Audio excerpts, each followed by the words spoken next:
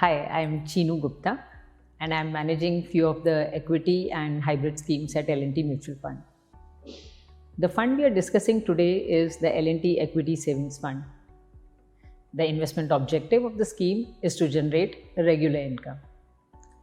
Now, this fund enjoys the twin benefit of favorable taxation of the equity products and reduced volatility due to good mix of debt, equity and arbitrage.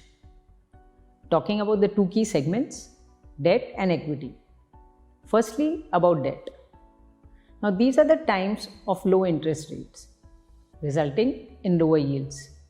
And at the same time, volatility can be higher for debt due to expectation of rate hikes in the next 12 to 18 months. As for the equity, markets have had a very sharp run-up post the COVID fall. Not only has there been a recovery, in fact, markets are about 40% higher from the pre-COVID levels, inducing some amount of caution for quite a few investors.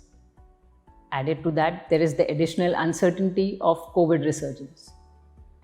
Automatically, in this situation, investors are looking for products with good enough yields, favorable taxation, reduced volatility, and some amount of long-term capital appreciation. Hence, the equity savings with its portfolio composition becomes the right kind of investment.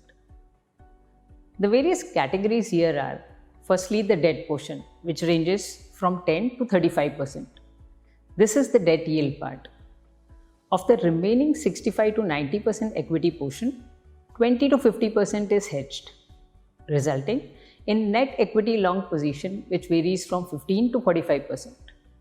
So here, the hedge part lowers the overall volatility of the fund, and the net long equity exposure provides the required amount of long-term capital appreciation.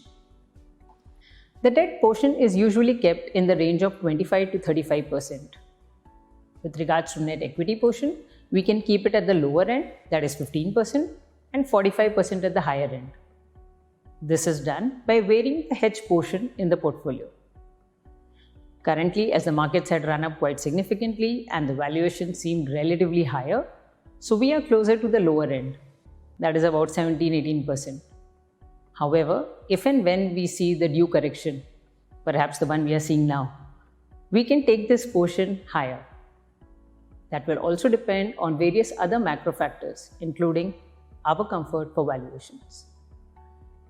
Within the equity portion, the strategy followed is quite similar to other multi-cap funds, having a mix of large cap, mid cap and small cap stocks. We follow a mix of top-down and bottom-up approach in stock selection for the portfolio. The orientation here is more growth-focused, with a preference for sectors having demand-based or regulatory tailwinds. Also, most of our portfolio companies are the ones with superior execution skills and better management track records. We believe India is at the cusp of consumption growth and digitization, which makes it quite interesting. On the debt side, investment is mostly in the AAA rated and government securities. On the equity side, the largest sectors in the portfolio are software and financial services. We believe COVID has enabled a pickup in the pace of digitization globally, and Indian companies are benefiting from the same. Yes, there are some pressures from wage increases, but higher offshoring and utilization, along with better pricing, have helped cushion the impact. Banks have surprised positively on their asset quality, especially in these difficult COVID times. Also, their valuations continue to remain attractive. Yes, there are some winds of change in the space with pickup of digitization. But we believe banks and NBFCs who have invested well on the digitization side will continue to have the lead. We are also positive on the discretionary consumption space with the pickup in the wealth effect and shift from unorganized to organized. As can be seen, the fund is a good mix of equity, arbitrage and debt and works well for generating regular income. The debt and arbitrage portion provide the regular yield. There is an added equity-based optionality for capital appreciation. From volatility perspective, the fund's volatility is quite low because of the arbitrage portion. At the same time, the fund comes under the favorable equity-based taxation, enhancing the overall returns for the investor.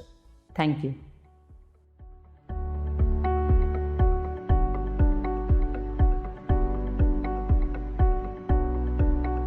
Mutual fund investments are subject to market risks. Read all scheme-related documents carefully.